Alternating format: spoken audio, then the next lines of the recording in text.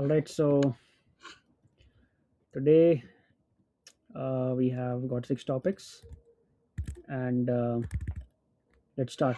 So, first of all, we have the North South economic divide, and a renewed debate has broken out between India's southern states and the center over the fairness of tax devolution. Southern states, Tamil Nadu, Kerala, Karnataka, Telangana, and Andhra contribute to more than 30% of India's GDP but argue they receive a disproportionately small share of central taxes back. Now, the Finance Commission decides how much central tax each state gets. The formula is weighted towards population size, which favors populous northern states over economically productive southern ones. For decades, devolution used 1971 census population specifically to avoid penalizing states that control population growth. Now, to partially compensate, the 15th Finance Commission added a demographic performance criterion worth 12.5%, but southern states argue it is too small to offset the population base shift. So the Finance Commission is the constitutional body under Article 280. Vertical fiscal imbalance is the center collects more taxes than it spends. Horizontal distribution is the how total devolution is split among states. Divisible pool is the pool of central taxes shared with states, and demographic performance criterion is the 15th Finance Commission criterion rewarding lower fertility rates, 12.5% weight. And the 16th Finance Commission is currently deliberating, will set devolution for 2026 to 2031, southern states pushing for reform. Now, next topic is India's defense deals, Russia and USA.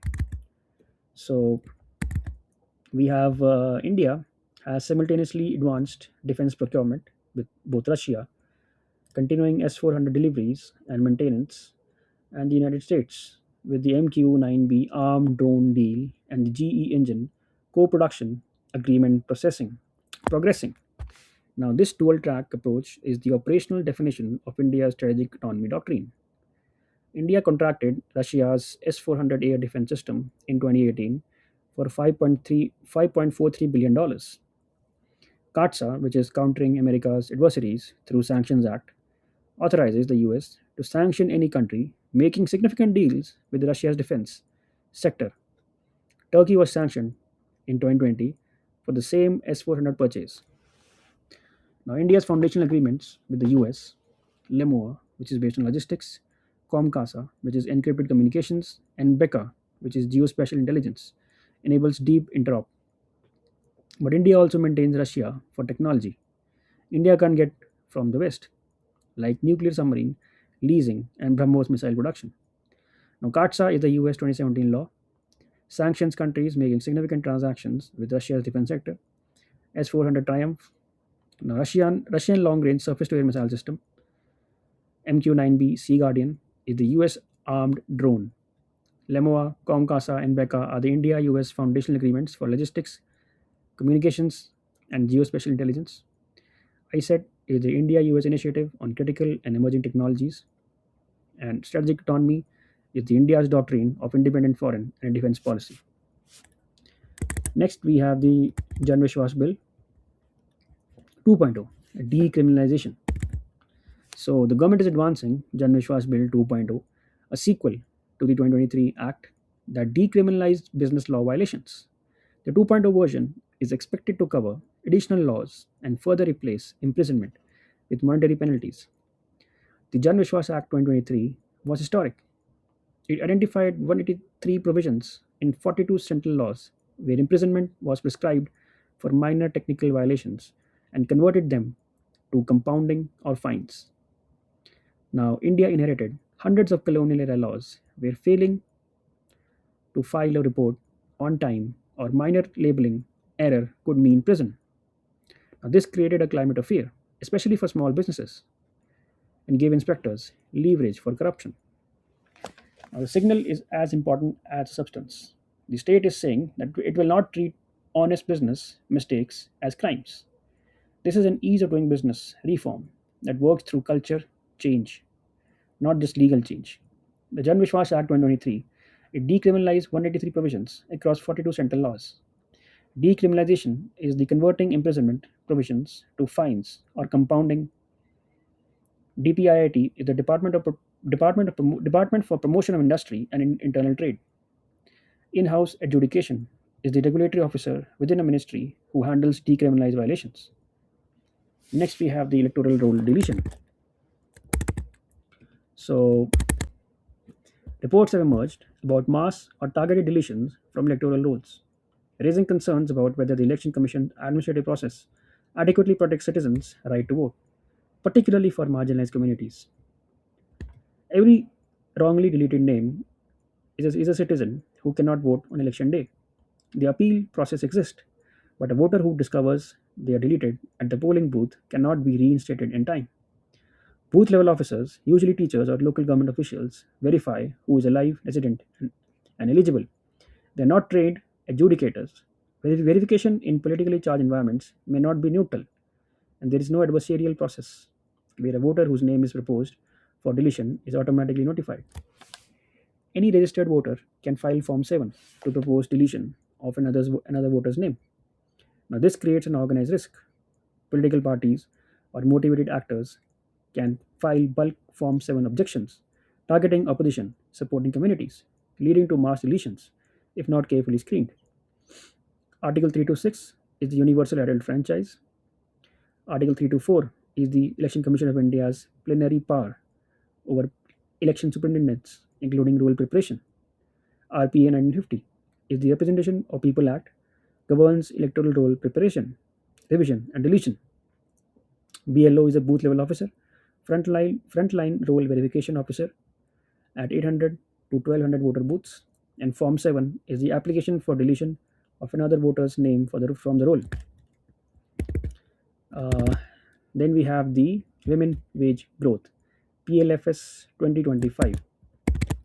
So PLFS 2024-2025 data shows a continued rise in India's female labor force participation rate, now around 42% nationally. But a closer look reveals that most of the increase is in unpaid or low wage self employment, and the gender wage gap in formal employment persists at around 20 to 25%. On the headline number, this is a dramatic improvement, one of the fastest LFPR increases in the world. It is partly driven by Manrega rural employment, agricultural self employment, and SHG linked micro enterprise. Genuine gains, but concentrated in lower value work. Employed in PLFS includes unpaid family helpers, women working on family farms counted as employed but receiving zero wages. This inflates the employment number. While rural female LFPR or rural or labor force participation rate has risen to 47%, urban women remain largely outside the formal labor force. Safety concerns, lack of transport, absence of childcare, and a dignity threshold where educated women won't take informal work but can't access formal jobs. All contribute.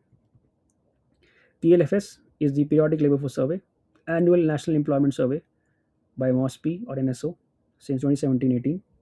LFPR is the labor force participation rate, employed plus unemployed as percentage of total population. WPR is the worker population ratio, employed as percentage of total population. Gender wage gap is the women earn about 20 to 25% less than men in regular salaried employment on average.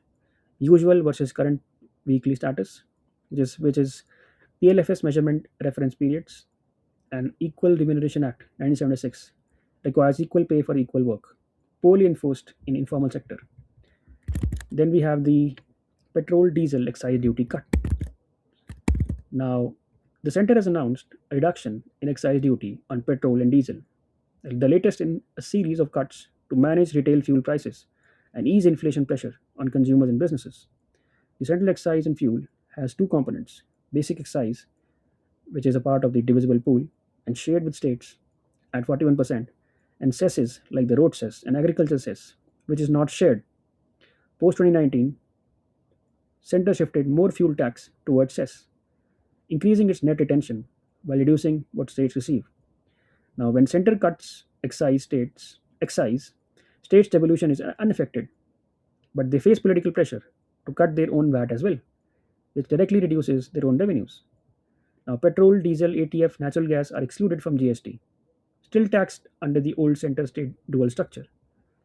Bringing petroleum under GST would eliminate cascading taxes and reduce final prices. Excise duty structure is the basic excise plus SAED plus road cess plus AIDC, which is central fuel tax layers. Divisible pool is the central taxes shared with states. Petroleum outside GST is the biggest GST gap. FRBM is the fiscal responsibility and budget management.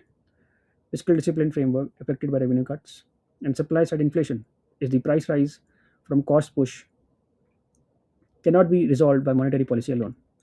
Six topics: devolution, defense, governance, elections, gender, and fuel tax. Stay consistent. See you tomorrow.